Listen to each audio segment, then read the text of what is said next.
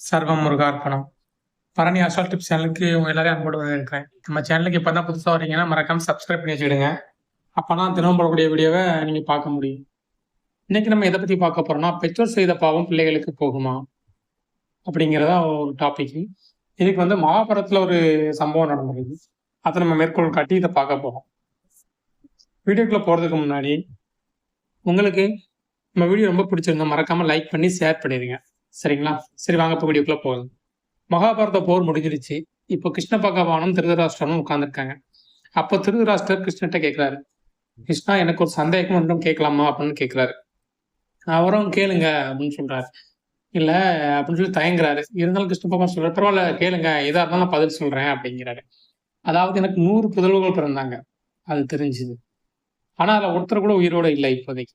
ஆனா என்னை சுத்தி இருந்தவங்களை பார்த்தோம்னா விதுரர், பீஷ்மர், துரோணர்னு சேர்ந்த நல்லவங்க எல்லாம் இருந்தாங்க. விதுரோட மந்திரியா இருந்தாரு, தலைமை மந்திரியா இருந்தாரு, பீஷ்மர் பாதுகாப்பு இருந்தாரு, துரோணர் இருந்தாங்க. ஆனா இவ்வளவு பேர் இருந்துமே என்னுடைய மகனை காப்பாற்ற முடியல. என் பிள்ளைகள் இல்லாம 100 பேருமே இறந்து போயிட்டாங்க. இதற்கான காரணம் என்ன? எனக்கு அது புரியவே இல்லை. இவ்வளவு சுத்தி என்னை சுத்தி இவ்வளவு வீரர்கள் இருந்தும் இவ்வளவு தன்மை இருந்தும் ஏன் குழந்தைங்களை இறந்தாங்க அப்படிங்கிறது எனக்கு புரிய மாட்டேக்கு.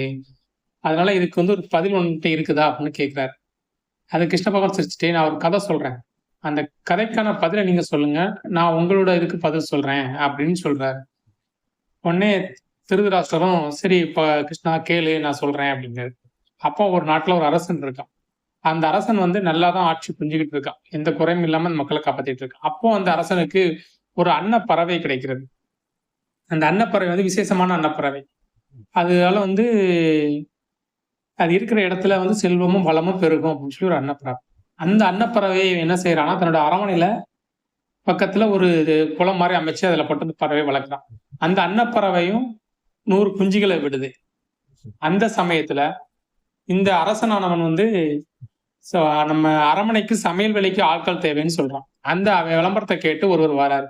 ஆனா அவருக்கு எப்பவும் பொருளாசை உள்ளவர் அந்த சமையல்காரர். எப்படியாவது அரசர்கிட்ட நம்ம நல்ல பேர் எடுத்து சீக்கிரம் பணம் சம்பாதிக்கணும்னு ஆசைப்பட்டார். அவர் நினைச்ச மாதிரியே சில சில நல்ல சுவையான உணவுகள் செஞ்சு செஞ்சு அவர் அரண்மனைக்கு தலைமையா ஆயிட்டார். தலைமை சமையல்காரராக ஆயிட்டார் வச்சுங்களா. அப்போ தலைமை சமையல்காரர் ஆகி முதல் நாள் இந்த அரசருக்கு நம்ம ஏதாவது ஒரு வகையான ஒரு உணவை பரிமாறணும்னு நினைக்காரு. அப்ப என்ன செய்ய நினைக்காருன்னா, அப்போ அரண்மனையில இருக்க அந்த அன்னப்பறவையோட குஞ்சுக்கு அவருக்கு ஞாபகம். சரி, அதுல ஒரு குஞ்சை எடுத்து நம்ம அரசனுக்கு சமைச்சு கொடுக்கலாம். ஏன்னா அந்த மாதிரி மாமிசம் யாரும் சாப்பிட்டு இருக்க மாட்டாங்க அப்படின்னு சொல்லிட்டு யாருக்கும் தெரியாம, அரசனுக்கும் தெரியாம, அந்த அன்னப்பறவைக்கு கூட தெரியாம அதோட குஞ்சை ஒண்ணு திருடி அரசனுக்கு சமைச்சு வைக்கிறார். அது அரசனும் சாப்பிட்ட உடனே அதோட சுவை அரசனுக்கு ரொம்ப பிடிச்சு போகுது. பிடிச்ச உடனே அவன் என்ன சொல்லிட்டான்னா, இந்த மாமிசம் ரொம்ப சுவையா இருக்கு, நீ தினமும் இதே சமையல் பண்ணு அப்படின்னு சொல்லிட்டு அவனுக்கு நிறைய பொற்காசுகள் கொடுக்க ஆரம்பிச்சார். இதை பார்த்த அவனுக்கு தானே வேணும் சமையல்காரனுக்கு, அவனுக்கு ரொம்ப சந்தோஷமாயிட்டு, சரி நம்ம நினைச்ச நினைவு நிறைவேற்று அப்படின்னு சொல்லிட்டு என்ன செய்தானா, தினமும் அந்த அன்னப்பறவைக்கு தெரியாம ஒவ்வொரு குஞ்சா எடுத்து எடுத்து எடுத்து சமைச்சு அரசனுக்கு கொடுத்துட்டு இருக்கான். அரசன் நல்லா சாப்பிட்டுட்டு அவனுக்கு பரிசு வழங்கிக்கிட்டே இருக்கான். இந்த அன்னப்பறவை தினமும் தன்னோட குஞ்சு காணாம போறது, அது எப்படி காணாம போகுதுன்னு தெரியாம பரிதவிச்சுக்கிட்டு இருந்துச்சு. கடைசியா இருந்த ஒரு குஞ்சும் அன்று இரவு காணாம போகுது. உடனே என்ன செய்யுதுன்னா, அன்னப்பறவை தன் குஞ்சு எங்க போட்டுன்னு சொல்லிட்டு அரண்மனை ஃபுல்லா தேடி வந்துகிட்டு இருக்கு. தேடி பார்க்கும்போது தான் தெரியுது, அவன் சமைச்சுக்கிட்டு இருக்கான் அந்த குஞ்சு. சரி, இந்த குஞ்சு என்ன ஆகுது அப்படிங்கிறதுக்காக அந்த அன்னப்பறவை நின்று வேடிக்கை பார்க்குது. ஏன்னா அது சாதாரண அன்னப்பறவையில உங்களுக்கு முதல்ல சொன்னேன், மந்திர சக்தி உள்ள ஒரு அன்னப்பறவை. சரி, இது என்ன செய்தான்னு பார்ப்போம். அது மறுநாள் அரசனுக்கு காலை உணவா படைக்கப்படுது.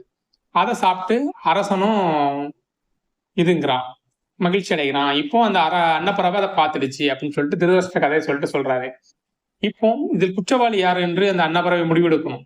இதுல யார குற்றவாளியா சொல்லணும் திருதராஷ்டிரா மன்னரே அப்படின்னு சொல்லி திருதராஷ்டிர கேட்காரு. சமையல்காரன் குற்றமா இல்ல அரசன் குற்றமான்னு சொல்லி கேட்காரு திருதராஷ்டிரன். அப்ப திருதராஷ்டிரன் என்ன சொல்றாருன்னா, சமையல்காரன் பணத்துக்காக ஆசைப்பட்டவன், அவனோட வேலை சமையல் வேலை. ஆனா அரசன்கிறவன் ஒரு பொதுவான ஒரு உயர்ந்த இடத்துல இருக்கக்கூடியவன். அவன் எல்லா பாகத்திலையும் உள்ள எல்லா நியாய பங்கையும் தீர்மானிக்கக்கூடியவன். அப்படி இருக்கும்போது ஒரு உணவு புதுசா சுவையோட வருதுன்னா அது என்ன உணவுங்கிறத அவன் ஆராய்ச்சி பண்ணியிருக்கணும். இந்த உணவு எங்க இருந்து வருது, எப்படி தினமும் சமைக்கிறான், இது என்ன மாமிசங்கிறத அவன் கேட்டிருக்கணும். அவன் கேட்காம செஞ்சதுனால இதோட முழு தவறும் அரசன் மீதே உள்ளது அப்படின்னு சொல்லி திருதராஷ்டிரன் பதில் சொல்றாரு. கிருஷ்ண பகவான் சிரிக்கிறார். சிரிச்சிட்டு சொல்றாரு, அந்த அரசன் வேற யாரும் அல்ல, நீதான் அப்படிங்கிறாரு. அவருக்கு புரியல. உன்னுடைய பூர்வ ஜென்மத்துல நீதான் அந்த அரசனா பிறந்த. உன்னுடைய அரசவையில தான் அந்த 100 அன்ன குஞ்சுகளும் பலியிடப்பட்டது. சரியா? இதெல்லாம் பார்த்துக்கிட்டு இருந்த அன்னப்பறவை வந்து உனக்கு வந்து சாபம் ஒண்ணும் குடுத்தது. அதாவது இன்னைக்கு எப்படி எனக்கு 100 குஞ்சுகள் இருந்தோ, அதுல 1 குஞ்சு கூட நான் இல்லாம இன்னைக்கு எவ்வளோ கஷ்டப்படுறேனோ, அதே வலிய நீயும் உணர்வாய். உனக்கு 100 புதல்வர்கள் பிறப்பாங்க. ஆனா 100 பேருமே உனக்கு உதவி இல்லாம தான் போவாங்க. அற்பாயில இறந்துருவாங்க அப்படின்னு சொல்லி சாபம் குடுத்துச்சு. அது மட்டும் இல்லாம, கண் இருந்தும் நீ ஒரு அரசன். தீர விசாரிக்க வேண்டியது உன்னுடைய பொறுப்பு. ஆனா நீ கண் இருந்தும் குருடனாக இருந்தாய். இந்த மாமிச சுவையில் மயங்கி குருடனாக இருந்த நீ, அடுத்த ஜென்மத்தில் குருடனாகவும் பிறப்பாய் அப்படின்னு சொல்லிட்டு அந்த அன்னப்பறவை உனக்கு சாபம் குடுத்துட்டு, அது இறந்துடுச்சு. அந்த சாபத்தின் விளைவா தான் இந்த ஜென்மத்துல உன்னுடைய 100 புதல்வர்கள் உனக்கு பிறந்தாலும் 100 புதல்வர்கள் இறந்தார்கள். உன்னுடைய கண் பார்வையும் மனது பறிபோனது. அதாவது எந்த ஜென்மத்துல இருந்து அப்ப செய்த பாவமா இருந்தாலும் சரிதான், அது இறைவன் முன்னாடி சமம் தான். அவருக்கு உண்டான தண்டனைகள் கண்டிப்பா வந்தே சேரும். அது மட்டும் இல்லாம நீ செய்த பாவம் தான் உன் பிள்ளையையும் பாதிக்கும். பெற்றோர்கள் செய்த பாவம் குழந்தைகளையும் பாதிக்கும். அதனாலே தான் உனக்கு இப்படிப்பட்ட குழந்தைகள் பிறந்தனர். அவர்கள் வந்து 100 பேருமே ஒருத்தர் மேல் ஒருவராக இறந்து விட்டான்னு சொல்லி கிருஷ்ணர் வந்து திருதராஷ்டிரனோட பூர்வ ஜென்மத்தை பத்தி பேசிக்கிட்டு இருக்கார். தன்னுடைய பூர்வ ஜென்மத்தவர்களை எல்லாம் தெரிஞ்சு கொண்ட திருதராஷ்டிரன் மண் கலங்குகிறான். மனம் கலங்கி கிருஷ்ண பகவான் எடுத்து வணங்குறான். அவரும் அவருக்கு நல்ல ஆசி கொடுக்குறாரு. சரிங்களா? இதுல இருந்து நம்ம தெரிஞ்சுக்க வேண்டிய என்னன்னா, நம்ம குழந்தைகளுக்கு நம்ம செல்வம் சேர்த்து வைக்கிறது மட்டும் பிரச்சனை இல்லை. பாவம் சேர்த்து வைக்காம இருக்கும்.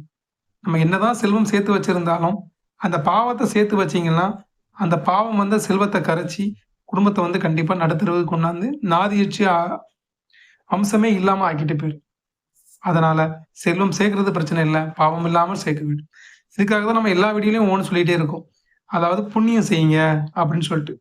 அதுக்கு காரணமும் நம்ம பல டைம் சொல்லிருக்கேன், இப்பவும் சொல்றேன். பாவம் கேள்வி கேட்கும்போது அங்க நின்று கண்டிப்பாக புண்ணியம் பதில் சொல்லும்.